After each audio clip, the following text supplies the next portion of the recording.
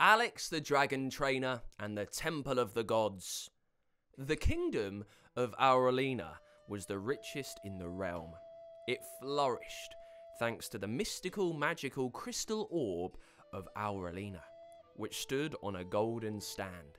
Its powers protected the people and the land, and it was guarded day and night, of course. Alex, our main character, lived in Aurelina and spent his time training and playing with his dragons. Dragons could be stubborn, so Alex had to be the sort of kid who didn't give up easy, but he loved his dragony pals. No one else felt the same about Alex's dragons, though. In fact, they thought they and Alex, well, were a bit of a joke, really. "Still playing with those old flea-bitten lizards?" jeered one villager. Pyra, one of his dragons, who was very good at snorting fire, puffed a peevish lick of flame out of her snout. What's that? You couldn't light a birthday cake candle with that." Alex knew that Pyra could have lit up the gentleman in question quite nicely, but she was too polite. "An old Burrowclaw, digging for bones, are ya?" Burrowclaw, who had very good claws and had in fact been digging for bones. There was no need to be so mean about it, though. "And Serena, I mean, what's the use of a sea dragon in the middle of the driest desert on the planet?" You get the idea. There was one more dragon, in fact. A very little sparrow dragon called John. He was so small and shy, but actually pretty cute, to be honest. He was a bit of a scaredy cat, or should that be scaredy dragon, and hid in the shadows so much it was easy to forget that he was there. But one bright summer's day, dragons were the last thing on anyone's mind. A thunderous storm had sprung up, and lightning flared. The evil sorcerer, Malazar, the Shadow Weaver, swooped down with his army of dark knights, defeating the guards, and snatched the magical crystal Aurelina orb. His voice boomed out. "You will wither and die until you vow to serve me. I shall be your ruler. The orb is mine!" Then he did a massive evil laugh. You know, the ones that baddies always do. Actually, you can join in with this bit if you fancy. Are you ready? Here we go.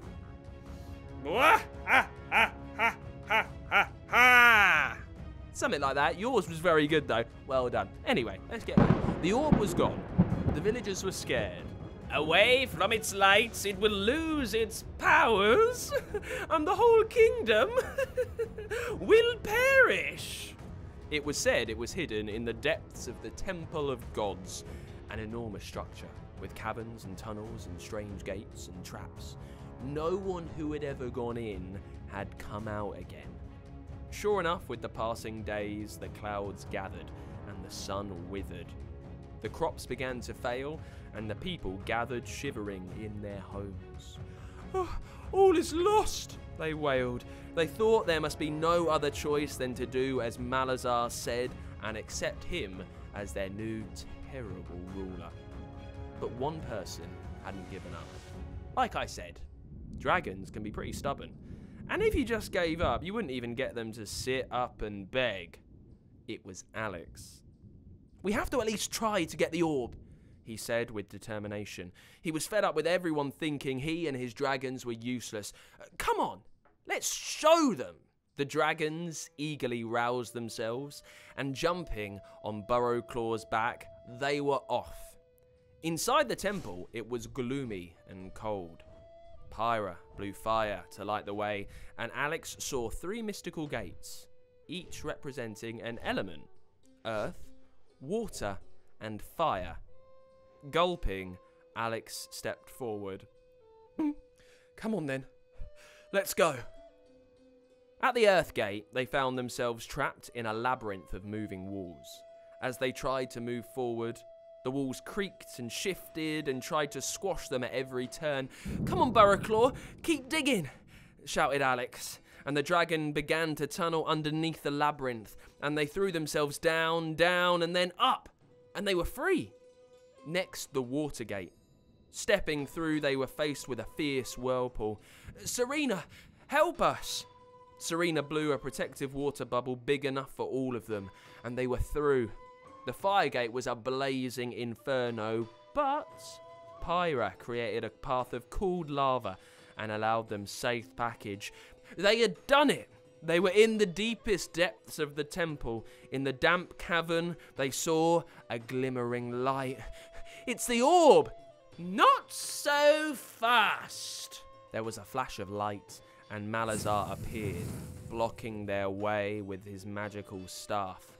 And with a swish and a pow, he cast it, and Alex, Pyra, Burraclaw, and Serena were frozen.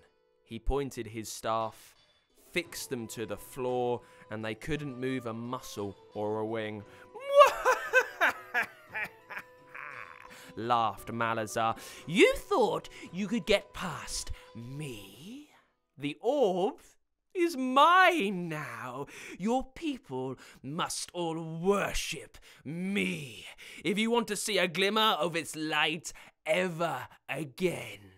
Frozen and terrified, Alex thought it was all over after they tried so hard.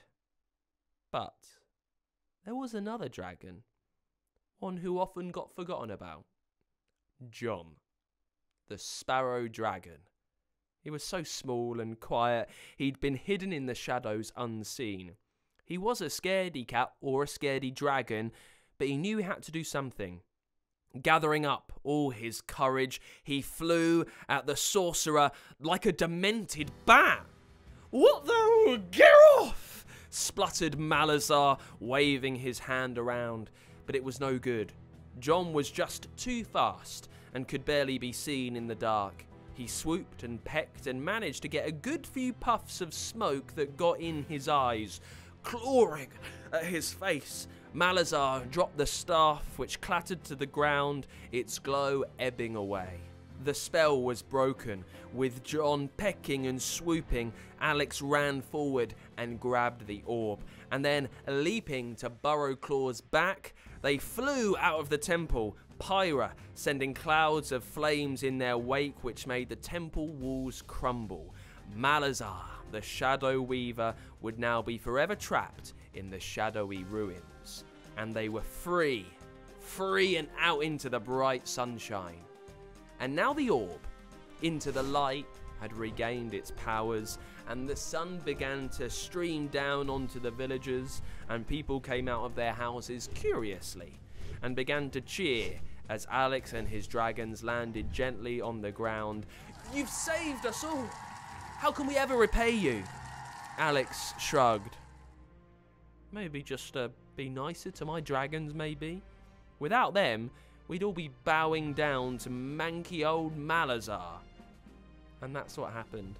From then on, people were much kinder to Burraclaw, Pyra, and Serena. And that's what happened. From then on, people were much kinder to Burraclaw, Pyra, and Serena, and Little John the Sparrow Dragon.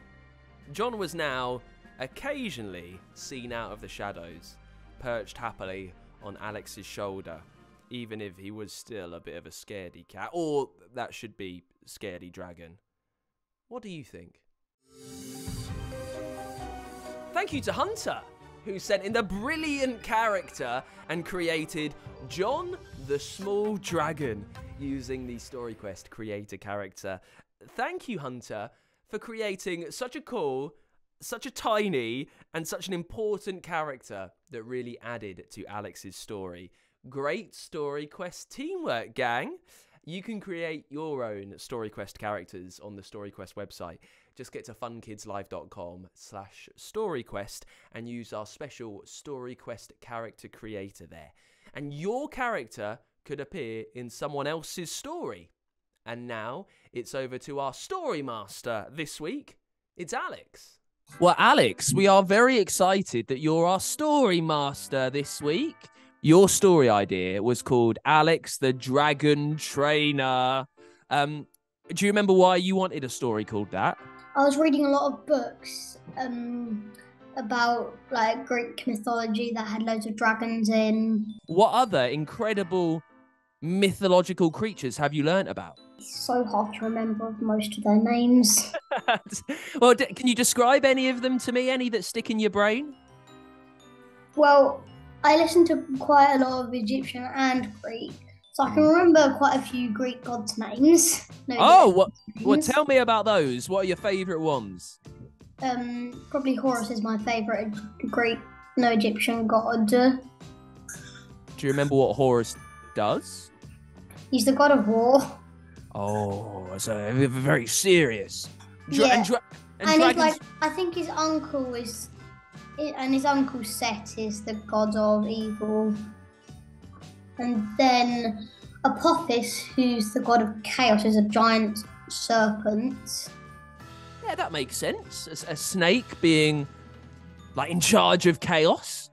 Well, when Set found out that Horus was actually alive, because he didn't actually know, he sent a scorpion after him when he was a baby. And wow. Well, Alex, I've loved hearing about all these mythological gods, and I really enjoyed telling the story about your dragon and how Alex, the dragon trainer, managed to tame him. So thank you so much for sending that over to us, Alex. Got an idea for a story? Tell us the title at funkidslive.com/storyquest and we could bring your story to life. For a new story each week, make sure you hit subscribe or follow so you don't miss a single episode.